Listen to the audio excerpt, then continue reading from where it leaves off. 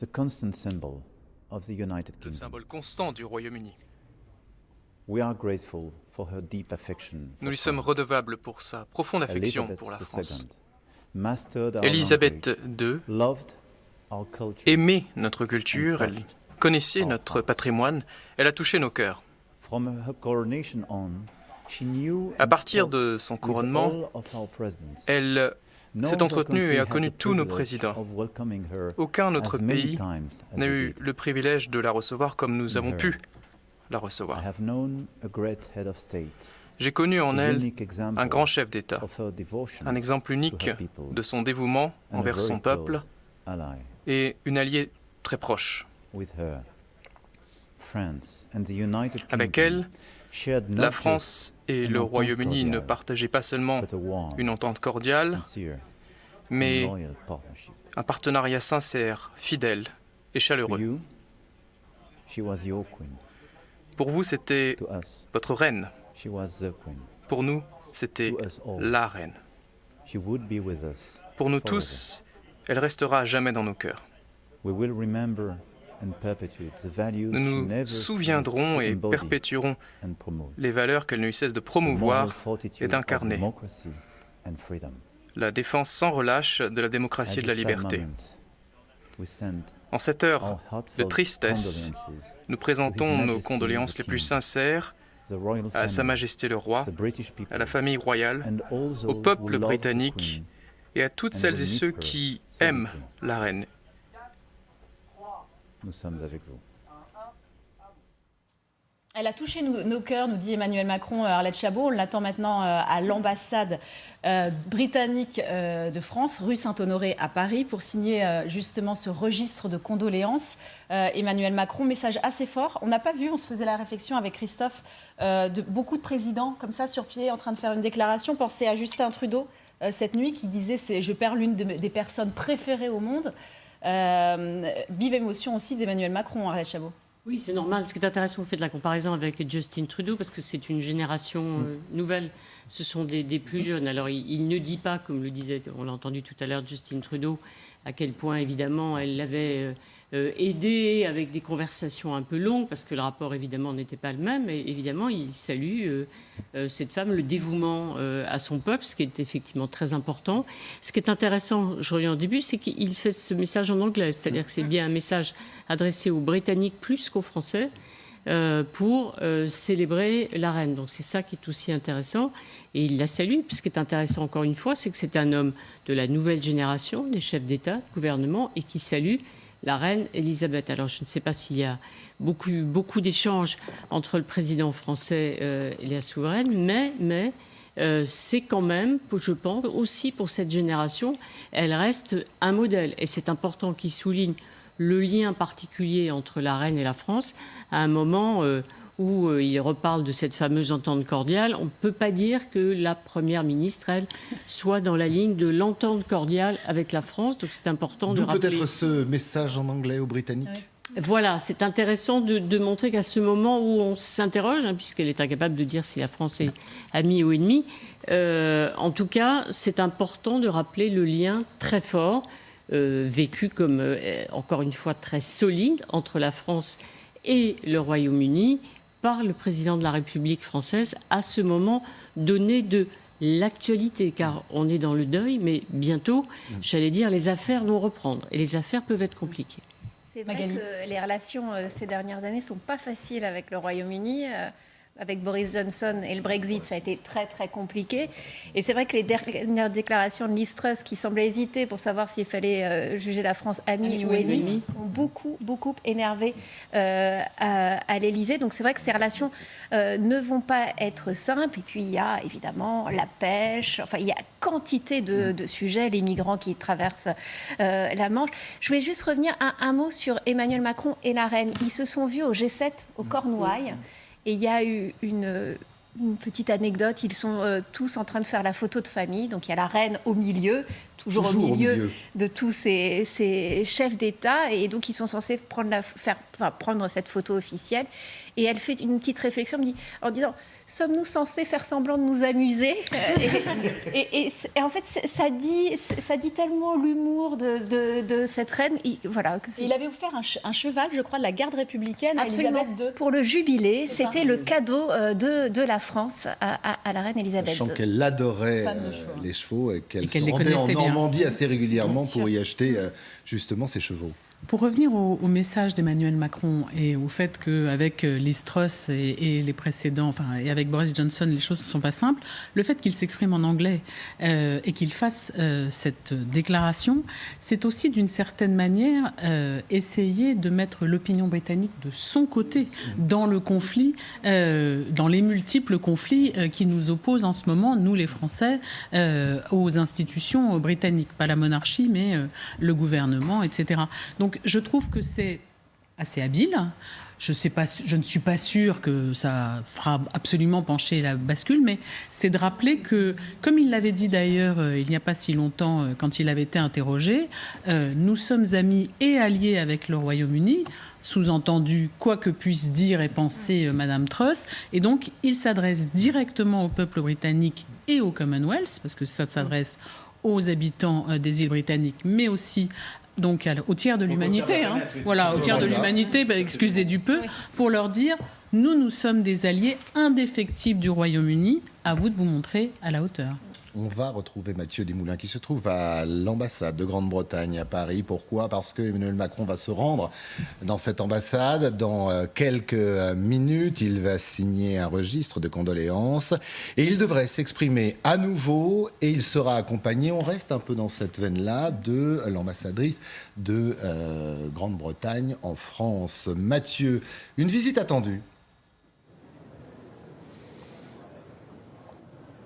Absolument, à en juger d'abord par le nombre de personnes qui sont massées devant l'ambassade et puis même depuis hier soir, on voit des Britanniques, des Français venir déposer des fleurs, prendre une photo de ces deux gigantesques portraits qui trônent sur la façade de l'ambassade britannique à Paris depuis le jubilé de platine au mois de juin. Il y avait une forte émotion et puis donc c'est au tour des officiels français maintenant, le président de la République en premier lieu, de venir dans cette ambassade. Dans le hall d'entrée est installé à côté d'un bouquet de fleurs blanches et d'un portrait de la reine Elisabeth II, justement sur une petite table, un registre que le président de la République va signer. Il sera accompagné pour ça de l'ambassadrice britannique à Paris, Mena Rawlings, lors de ça. Et puis ils auront un bref échange où ce sera l'occasion pour le président de la République de présenter ses condoléances, lui qui a déjà écrit au nouveau roi d'Angleterre via son secrétariat privé et qui vient d'adresser ces mots par une vidéo, vous l'avez entendu en direct à l'antenne, au peuple britannique. Pour vous, elle était votre reine. Pour nous, elle était la reine. Et pour nous tous, elle sera toujours là. Emmanuel Macron, dont le palais de l'Élysée est à quelques centaines de mètres seulement, qui devrait arriver ici à pied d'ici quelques minutes, nous dit son entourage, pour donc venir rendre un dernier hommage à la reine Elisabeth avant d'assister prochainement à ses funérailles. Merci beaucoup Mathieu Desmoulins. Vous revenez vers nous quand le président Emmanuel Macron arrive à l'ambassade de Grande-Bretagne à Paris. Oui, et 24 heures après le décès de la reine Elisabeth II, on est justement du côté de Balmoral, où on retrouvera dans un instant Mathieu Carman, parce que vous le savez, le nouveau roi Charles III doit quitter Balmoral d'ici quelques minutes. On est également devant Buckingham Palace. On ira justement retrouver nos envoyés spéciaux devant. Et puis on garde un œil, bien évidemment, devant cette ambassade des États-Unis, de Grande-Bretagne, pardon, à Paris. Mais en attendant, on va vous retrouver à Balmoral. Mathieu Carman, le nouveau roi Charles III, doit quitter la résidence de Balmoral d'ici quelques minutes. Absolument, on attend la sortie du nouveau roi d'Angleterre, Charles III, d'une minute à l'autre. C'était annoncé pour midi, heure de Paris, 11h, heure locale. Pour l'instant, aucun signe d'une sortie prochaine, tout simplement parce que la route qui se trouve juste derrière moi est toujours ouverte pour les personnes qui souhaitent déposer désormais les fleurs et les bougies devant ce château de Balmoral. Nous sommes donc en Écosse, à 850 km environ de Londres. C'est là où se rendra dans les prochaines heures l'heure le nouveau roi Charles III qui se rendra donc à Londres pour rencontrer la nouvelle première ministre Liz Truss. Et puis il prendra ce soir ensuite la parole face au peuple britannique. La dépouille, elle, de la reine Elisabeth sera acheminée à Édimbourg. Il y aura une procession lundi en présence de plusieurs membres de la famille royale avant que son corps ne soit acheminé probablement via un avion de la Royal Air Force jusqu'à Londres où la suite donc de ces funérailles auront lieu. Merci beaucoup Mathieu Kerman. Vous revenez vers nous, bien évidemment, dès que vous voyez le cortège du roi Charles III quitter cette demeure. Il y a quelque chose d'extraordinaire, c'est une femme, c'était une reine qui ne s'occupait pas, on l'a déjà dit sur ce plateau, de politique, qui en faisait à sa façon. Et elle s'en occupait beaucoup plus que ce qu'on veut bien le dire. Exactement, mais il y avait quelque chose, c'est qu'elle a toujours voulu servir la couronne, son pays avant tout. Les dernières images qu'on a d'elle, ce sont ces photos qui ont été largement décryptées, où elle reçoit la Première ministre. Quelques temps après, elle avait reçu le Premier ministre partant. Elle est restée quand même aux commandes jusqu'au bout. C'était mardi. Elle a rempli son devoir jusqu'au bout. Et elle est morte le lendemain. Oui, c'était mardi. Donc effectivement, on a le sentiment que c'était une femme de devoir et que jusqu'au bout, elle a rempli sa charge. Et ce qui est particulièrement touchant, évidemment, c'est de voir cette femme qui était amaigrie. On le voit sur ces photos. Je ne sais pas si on va la revoir, la photo. Et puis cette fameuse blessure qu'elle avait au niveau de la main. On ne sait pas si c'est lié à un cathéter branché ou si elle avait des soucis on sait qu'elle avait des soucis de santé à ce moment-là, ou une chute peut-être, mais on voit qu'elle a tenu à tenir son rang jusqu'au bout et avec toujours ce sourire et malgré tout cet œil malicieux. On a du mal à imaginer quand on voit ces photos que 48 heures après, à peine, elle rendait son dernier souffle. Elle a rempli, comme vous le disiez, elle a fait son devoir jusqu'au bout, comme elle l'a promis lorsqu'elle est devenue reine, lors de son allocution radio, en disant « Je vous servirai jusqu'au dernier jour de ma vie, qu'elle soit courte ou longue. » Sa vie a été longue, très heureusement pour elle, et elle a rempli ses missions jusqu'au bout. Et d'ailleurs, beaucoup se disent que quand on a 96 ans et que vous avez cette dernière charge à assumer, celle de nommer la nouvelle première ministre du Royaume, ensuite, vous pouvez lâcher prise et peut-être quitter ce monde. Juste un petit mot, parce qu'elle a tenu effectivement son engagement, et c'est la seule. Pardon de dire... Mais non, mais c'est pas ça, je pense aux papes. Non, mais les papes, on les voit, se retirent, parce qu'ils considèrent qu'ils sont fatigués.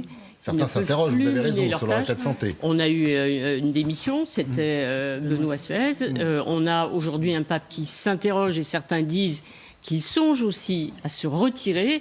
Et donc, force est quand même rendre hommage encore plus à la reine qui est restée jusqu'au bout et jusqu'au dernier jour où l'exercice du pouvoir était utile, c'est-à-dire effectivement rencontrer la première ministre. Elle a tenu jusqu'au bout. Donc, je pense qu'il n'y avait plus qu'elle pour se dire... J'assume ma tâche jusqu'à la dernière. On a le sentiment que la question ne se posait même pas chez elle, en fait. Voilà. La question ne se posait même pas, c'était naturel, de toute façon. Alors, elle avait effectivement partagé avec Charles depuis plusieurs années un certain nombre de tâches, notamment les voyages officiels à l'étranger, puisqu'elle était trop âgée pour se déplacer. Mais elle assurait encore énormément de tâches, de cérémonies officielles, à peu près 300 par an, ce qui semble gigantesque pour une femme de son âge. Oui, et puis tous les jours, elle et là, regardez recevait... Magali, je vous coupe, on voit ces images en direct qui nous proviennent de Balmoral, avec des enfants des milliers et des milliers de fleurs, des enfants. Il y a un véritable hommage populaire. Qui est... Je regardais sur le site de la BBC, ils ont mis en place un numéro WhatsApp et pour que chacun puisse venir témoigner, envoyer les photos qu'ils peuvent avoir de leurs souvenirs, de leurs anecdotes avec la reine pour savoir ce qu'elle représentait pour eux. Donc il y a tout un site qui est mis en place par la BBC pour que les gens puissent venir témoigner aujourd'hui. Regardez ces images.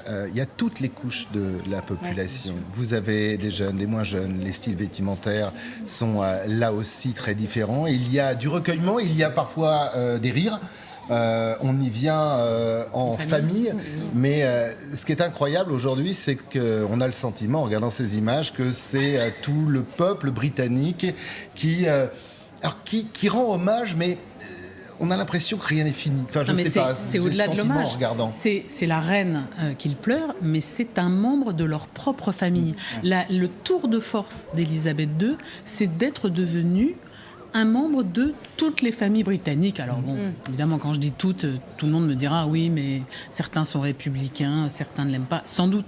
Mais il y a, dans l'immense majorité des Britanniques, ce sentiment d'avoir perdu quelqu'un de leur famille parce qu'elle est là depuis tellement longtemps, elle a traversé toutes ces générations, 2 voire 3, et donc forcément l'attachement est immense. C'est ce que n'aura pas Charles III, en tout cas. Il ne régnera pas pendant 70 ans. Mathématiquement, ça n'est pas possible. Il a 73 ans quand il devient monarque. Donc, c'est en cela que la singularité de la reine et son rapport très particulier à son peuple s'expriment. Le roi Charles III, vous savez, en Angleterre, il y a un shadow cabinet. Hein, c'est le cabinet fantôme, c'est l'opposition. Ben, lui, c'était un shadow king. C'était le roi fantôme. Il a attendu 73 ans pour parvenir au pouvoir. Ça fait des dizaines d'années qu'il se prépare à prendre cette tâche. On va revenir justement sur Charles III. Il y a plein de choses à dire. Des premiers pas de son enfance compliquée. D'ailleurs, son enfance, ça peut expliquer aussi pourquoi ce personnage était à ce point discret jusqu'à son accession au trône. Mais on va partir à Londres. Oui, à Londres, devant l'abbaye de Westminster. Vous retrouvez Julie Hamet, puisque c'est là que les obsèques nationales de la reine seront célébrées. On n'a pas encore tous les détails ni la date de ces obsèques nationales. Mais c'est vrai qu'à Balmoral, entre Balmoral et Édimbourg, le corps de la reine va rester quelques jours. Et je le disais, ces obsèques seront célébrées donc, dans cette abbaye de Westminster. Oui, d'ailleurs, aujourd'hui, les cloches de l'abbaye de Westminster retentiront à 13h, heure française, tout comme d'ailleurs à Saint-Paul ou encore au château de Windsor, moment solennel qui marquera le premier jour de cette nouvelle ère, les débuts du roi Charles III. C'est donc là qu'auront lieu les funérailles à l'issue de ces 10 jours de deuil, mais c'est surtout un endroit qui aura marqué sa vie, le couronnement de son père, George VI, dont elle gardera un merveilleux souvenir, dira-t-elle plus tard, et son propre couronnement, diffusé pour la première fois à la télévision britannique devant 27 millions de téléspectateurs. Alors les funérailles, donc, on le disait, auront lieu ici, mais juste avant, pendant plusieurs jours, pendant 4 jours, selon nos informations, sa dépouille sera exposée à Westminster Hall. C'est à quelques centaines de mètres de là seulement. Et cela permettra aux Britanniques de venir se recueillir, de venir lui dire un dernier au revoir. Elle sera exposée 23 heures sur 24. Donc les Britanniques qui le voudront pourront venir lui dire un tout dernier au revoir. Merci à Thibaut Bruck qui vous accompagne, Julie Hamet. On va regarder une séquence dans quelques instants, mais revenons sur ce protocole. Ce qui est quand même assez terrible, mais bon, c'est comme ça, c'est que tout était préparé à la seconde près. Alors on sait que normalement, la royauté, on n'aime pas les choses qui sont plutôt du faux semblant, mais pourquoi tout doit être dans un protocole ?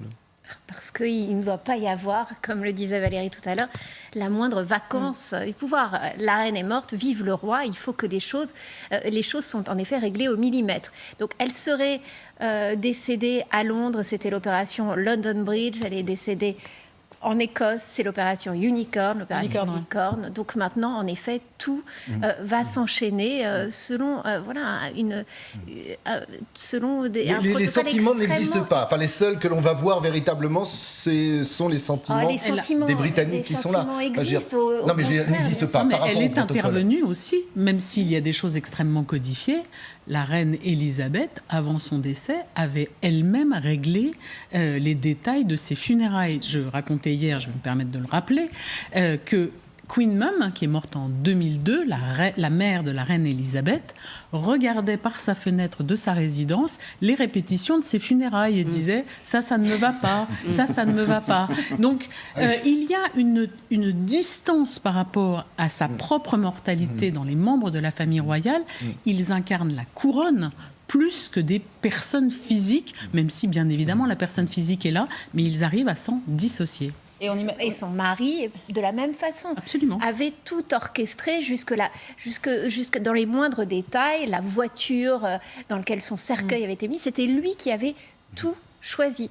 Tout est en effet préparé à l'avance. Et on n'aimerait pas être à la place du service de sécurité pour ces obsèques nationales, parce qu'elle connaissait tout le monde. On se doute bien que les plus grands de la planète seront là, sauf un, Vladimir Poutine, qui a déclaré il y a quelques minutes avant la prise d'antenne qu'il ne participerait pas